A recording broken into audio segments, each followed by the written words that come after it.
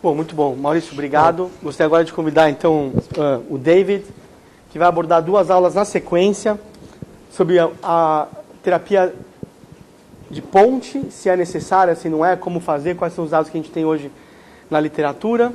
E depois ele vai abordar também a segunda aula dele, onde ele vai falar sobre como fazer em relação a trombólise em pacientes que vêm anticoagulados, ou seja, pacientes tomando anticoagulação, recebendo anticoagulação, será que eles podem ser trombolizados ou não?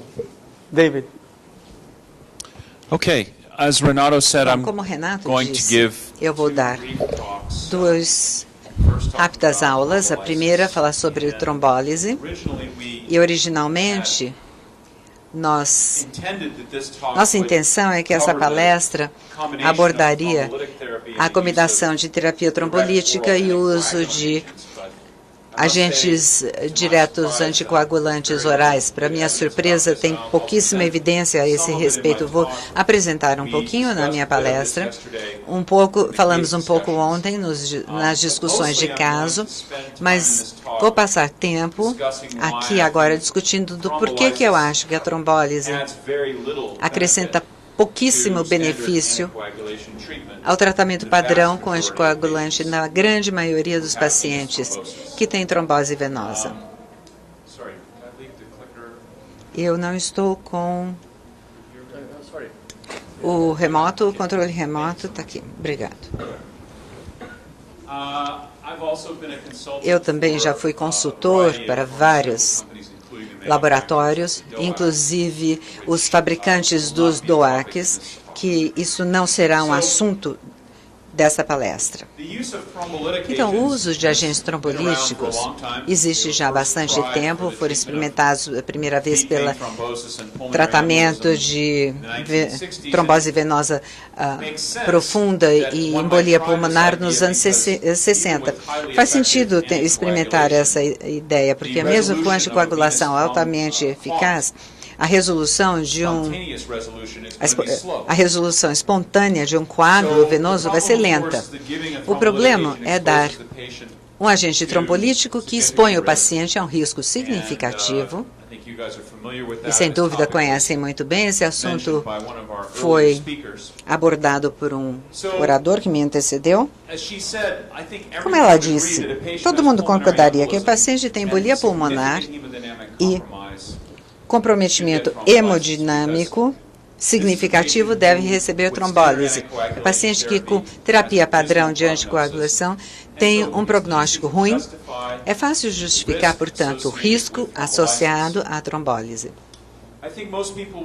Eu acho que a maioria concordaria também que o paciente com um coágulo proximal numa extremidade que causa uma insuficiência circulatória grave, que tanto o braço ou a perna corre risco de ser perdido, também deve ter trombólise. Não são situações controversas, mas a questão mais controvertida é: devemos dar terapia trombolítica a mais pacientes com embolia pulmonar? E especialmente aqueles pacientes com aqueles que estão com alto risco de morrer. Aqueles que têm embolia pulmonar, que têm pressão arterial, frequência, saturação de oxigênio, está bem, mas ao mesmo tempo eles têm achados ou no ecocardiograma ou no teste, no hemograma, que sabe-se que são associados com um peso ventricular direito e uma chance maior de óbito. Da mesma maneira, pacientes com coágulo proximal extenso das veias pélvicas correm um altíssimo risco de ter síndrome pós-trombótica, que é uma complicação incapacitante, debilitante, que os pacientes provavelmente estão dispostos a correr um risco significativo para evitar. O que nós sabemos sobre essas 2 indicações mais controvertidas da terapia trombolítica na doença venosa? Bom, esse estudo foi mencionado, mas eu acho que vale a pena mencionar rapidamente, porque já disse, nos disse 13 anos atrás tudo o que precisamos saber e, no entanto, ainda discutimos a questão e fazemos mais estudos em 2014 e 15. Esse alteplase e só anticoagulação. TPA, ou alteplase e anticoagulação em pacientes com embolismo pulmonar submassivo, paciente que tinha um êmbolo pulmonar confirmado em combinação com alguma evidência de disfunção ventricular direita por ECG ou ecocardiograma. E tinham que ter menos de 80 anos de idade, hemodinamicamente estável, não instável, e eliminar outros critérios de exclusão que seria de se esperar no estudo dessa natureza. Então, o endpoint principal desse era um endpoint composto. Foi definido como óbito ou escalonamento do tratamento. Quando nós estamos vendo os resultados, linha do topo aqui, nesse gráfico, se você só tem um momento rápido para escanear isso aqui do trabalho, você concluiria que o TPA, ou alteplase, nesse grupo de pacientes de embolia pulmonar com estabilidade hemodinâmica, levava a um desfecho melhor. Não estou mostrando o valor P aqui, mas isso aqui é uma diferença estatisticamente significativa, favorecendo a intervenção em vez do placebo. Mas vamos um pouquinho mais profundo para ver o que está por trás desses achados. Como é que escalar o tratamento, aumentar o tratamento? Qual era a definição aqui? Foi definido como qualquer um desses itens, esses fatores aqui. A necessidade de catecolamina, vasopressores, trombólise secundária ou de resgate, intubação endotraqueal, necessidade de ressuscitação cardiopulmonar ou a necessidade de uma embolectomia. Tudo isso faz sentido como endpoint que seria de interesse para o paciente. Eu acho que na época que esses investigadores estavam desenhando o estudo, fazia sentido incluir, mas eu chamo sua atenção ao fato de que todos esses componentes ou subcomponentes individualmente do endpoint composto, há somente um que conduz e que tem a diferença no desfecho desse estudo, que é a terapia trombolítica de resgate. Agora, podem dizer, isso é importante, porque se você tem que fazer resgate com medicamento trombolítico, o paciente tem que estar mal. O problema é que os investigadores deste estudo tiveram a permissão para abrir o tratamento que seria dado antes de decidir se daria trombólise de resgate. E, sem dúvida, isso poderia ter causou uma mudança de comportamento, um viés sistemático, tornando muito mais provável que pacientes que originalmente iriam receber placebo, com o unblinding, recebem a intervenção.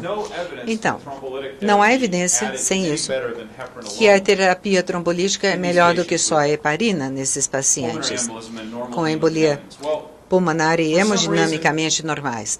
Por alguma razão, a comunidade de investigadores interessada nesse assunto achou que era melhor fazer um outro estudo. Esse assim chamado, o PATO, foi publicado ano passado no New England,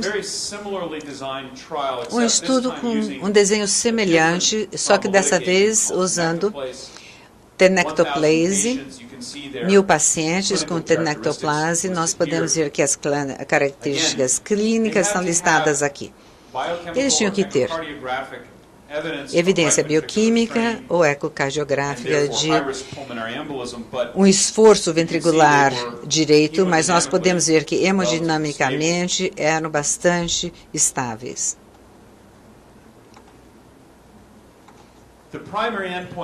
O endpoint primário aqui foi semelhante, morte ou descompensação hemodinâmica, mas percebam que desta vez a necessidade de trombólise de resgate foi eliminada como um subcomponente do endpoint. E agora é só morte ou essa necessidade de ressuscitação, mudança de pressão arterial, necessidade de vasopressores. Estão aqui os resultados. E o desfecho primário, que é o composto, mostra uma diferença, favorecendo o TPA, ou terapia trombolítica, mas não baseado na diferença de mortalidade. Aqui, óbitos 6 e 9, é baseado, basicamente, numa diferença da compensação hemodinâmica.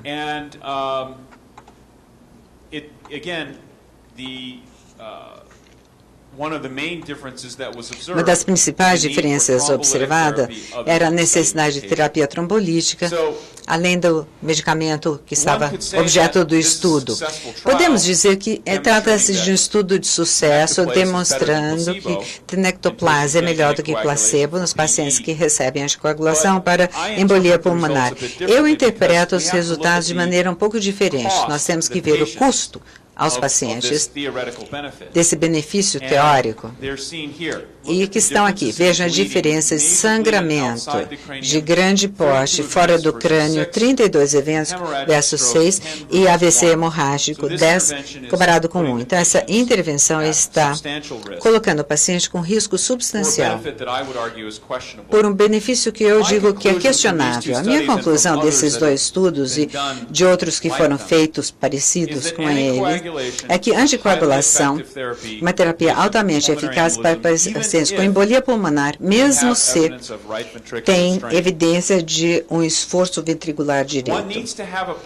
Nós temos que ter um plano para trombólise de resgate pronto, porque alguns pacientes vão piorar só com a anticoagulação, mas não há evidência que dar a terapia trombolítica de início vai resultar num benefício substancial suficiente para justificar o risco significativo aumentado. Mudando de marcha, falando sobre trombólise em pacientes com trombose de veia profunda nas extremidades, nós vamos falar sobre um estudo da Noruega, randomizando pacientes para só anticoagulação versus anticoagulação e trombólise orientada ou dirigida por catéter. Esse estudo foi apresentado 2 anos atrás, foi publicado no Lancet, sem grande fanfarra, porque os resultados não impressionaram muito, mas no verão passado, os investigadores apresentaram o segmento de 16 meses, que foram ver o endpoint primário 5 anos depois da intervenção, e a medida de intervenção era a síndrome pós-trombótica, como definida pela escala Vilauta, que é uma medida validada desta condição, dessa situação clínica. Com 5 anos de follow-up, entre os 209 pacientes randomizados, o status clínico era conhecido para a maior parte deles. É difícil seguir pacientes por tanto tempo. Nós podemos ver que para todos, síndrome pós-trombótica, a terapia trombolítica reduziu a taxa com que os pacientes chegaram a esse endpoint, comparado só com a anticoagulação, e é uma diferença impressionante. Não preciso de uma estatística para dizer que é 63 versus 37 pacientes. Não precisa ninguém explicar isso. Eu não sei quantos aqui tratam trombose venosa profunda, mas eu vejo muitos pacientes nessa situação e eu não vejo nada de síndrome pós-trombótica, que isso sugeriria que mais do que metade dos pacientes que recebem só anticoagulantes acabaram com PTS.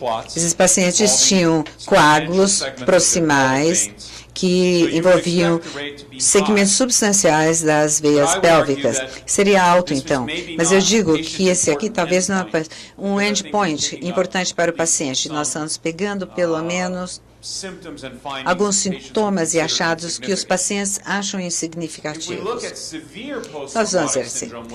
Síndrome pós-trombótica, o PTS, que era um score da Vilauta mais alto, nós podemos ver que é um evento mais raro, mesmo esses pacientes com coágulo muito proximal. Pelo menos nesse estudo, não há sinal de que a terapia trombolítica reduziu a sua taxa de ocorrência. Agora, a potência do estudo não é o suficiente, há só 5 eventos, mas desanima que numericamente a tendência está indo na outra direção.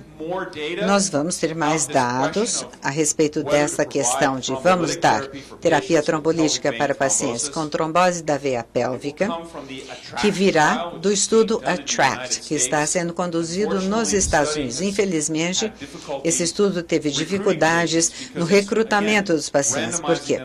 Randomizar para anticoagulação somente versus anticoagulação e, neste caso, trombólise farmacomecânica.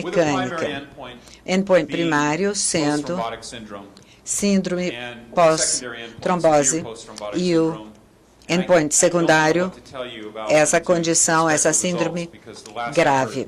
Eu não sei quando é que vamos ter resultados, porque a última notícia que eu tive é que está difícil angariar pacientes. Agora, o professor Renato pediu que eu discutisse e os NOACs com pacientes com fibrilação atual, que estão tomando um DOAC e têm um AVC. E falando sobre a incerteza e discordância, quando e se a terapia trombolítica pode ser aplicada com segurança. Eu quero mostrar dados que não vão mudar a prática, mas são para reflexão. Eu acabo de descobrir isso aqui quando eu estava pesquisando o assunto para a aula de hoje. Um grupo no estado do Arizona, nos Estados Unidos, alguns anos atrás, definiram um regime daquele que se chama de dose segura de TPA.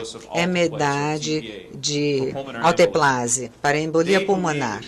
Eles acreditam que funciona e publicaram dados que interpretam como demonstrar que é eficaz e seguro.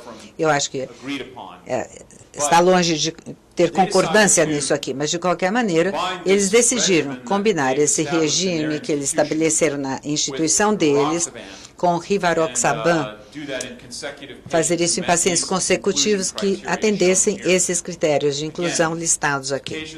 Pacientes com embolia pulmonar, com 3 ou mais desses sintomas que para eles sugere que eles teriam um benefício melhor, um pouco além do tratamento padrão. O que fizeram foi, deram a todos heparina, quando entraram no estudo, quando chegaram no hospital, 70 unidades por quilo, não mais de 6.000 unidades total, infusão padrão e o PTT para as primeiras 24 horas e 12 de heparina reduzida de maneira padrão durante e após a infusão do tratamento trombolítico. O tratamento trombolítico, por si só, é assim chamada a dose segura, que ninguém pode dizer que é um regime padrão, mas é desse grupo que eles testaram em outros contextos. 50 miligramas dado com os primeiros 10 num bolos de 1 minuto e depois as outras 40 miligramas em 2 horas. Essa infusão. Disseram que para os 94 pacientes incluídos nesse coorte, a maioria recebeu a dose plena dentro de 4 horas depois de chegar. Daí, concluíram a 24 horas de infusão de heparina e 2 horas depois de interromper a heparina, isso seria assim, 20 a 24 horas após a infusão de TPA ter sido terminada, os pacientes recebiam Rivaroxabana 20 miligramas uma vez por dia, que eu espero que todos saibam, é metade da dose usual dada para embolia pulmonar aguda. A dose aprovada é rivaroxabana, 20 miligramas duas vezes por dia nas primeiras 3 semanas. Mas como tem essa combinação com esse outro regime envolvendo os trombolíticos, testaram a dose de uma vez por dia. Então, novamente, um estudo com uma pequena coorte. Esses pacientes foram incluídos consecutivamente, de acordo com os autores. Metade eram homens, eram jovens, o peso médio 81 quilos. E no paper eles diziam que não tinha nenhum sangramento ou trombose venosa ocorrendo no hospital. E acho que foram 9 meses de follow-up, durante os quais eles tiveram 3 casos de recorrência de eventos trombóticos, mas nenhum deles ocorreu nos primeiros 3 meses, se eu bem me lembro, após a inclusão no estudo.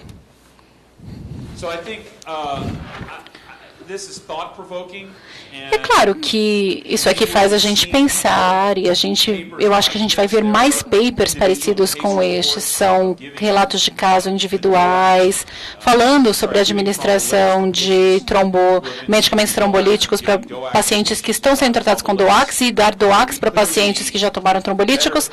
Nós precisamos de evidências com mais qualidade para estabelecer diretrizes e padrões de prática. E, no meio tempo, precisamos continuar trabalhando com essas incertezas. A heparina é o único anticoagulante com o qual nós temos muita experiência, tratando os pacientes junto com a terapia trombolítica ou perto da terapia trombolítica. Mesmo o fondaparinux e outras drogas parenterais que existem há mais tempo do que os DOACs, a gente tem menos experiência dando junto com trombolíticos. O ponto principal aqui, para dizer, além de dizer que a gente ainda precisa de mais evidências, é que pelo menos no tromboembolismo venoso, o número de pacientes que deveriam receber terapia trombolítica é muito pequeno. Precisamos de mais evidências. Eu acho que as coisas, por enquanto, devem permanecer assim. Podemos abrir para perguntas ou começar a próxima palestra direto? Algum comentário, alguma pergunta? Eu vou mudar bastante de assunto agora. David, por que você não comenta dos pacientes tratados com varfarina que precisam de terapia trombolítica? Qual é a recomendação? Devemos esperar até que o INR esteja abaixo de 1.7, 2.1? Qual é o limite aqui? Eu vou repetir primeiro a pergunta, porque a tradutora está olhando para a gente. O professor Renato, então, perguntou, e um paciente que está tomando varfarina e tem um AVC e seria um candidato para terapia trombolítica, como nós devemos fazer com esse paciente? Os neurologistas já têm boas evidências de que se o INR estiver abaixo de um determinado limite, e eu achava que era 1.5, mas o Renato me disse agora 1.7, que nesse caso as evidências mostram que já é seguro dar os trombolíticos abaixo desse número. Mas dar terapia trombolítica sempre envolve um risco. Mas, contanto que o INR esteja abaixo de 1.7, o sangue já tem um potencial de coagulação que diminui o risco. Tem um paper importante que o nosso grupo fez falando sobre AVC, de acordo com a diretriz. E nós estabelecemos que 1.7 é esse limite, que abaixo de 1.7 o risco é mais baixo, e mais baixo que os benefícios, principalmente. O Renato acabou de dizer, então, que ele e os colegas publicaram um paper dizendo que o limite é 1.7. Abaixo desse limite, o risco é justificado pelos benefícios. Vamos passar então para a minha próxima apresentação. Eu vou falar sobre anticoagulação, periprocedimento ou terapia de ponte. Esta apresentação, por favor.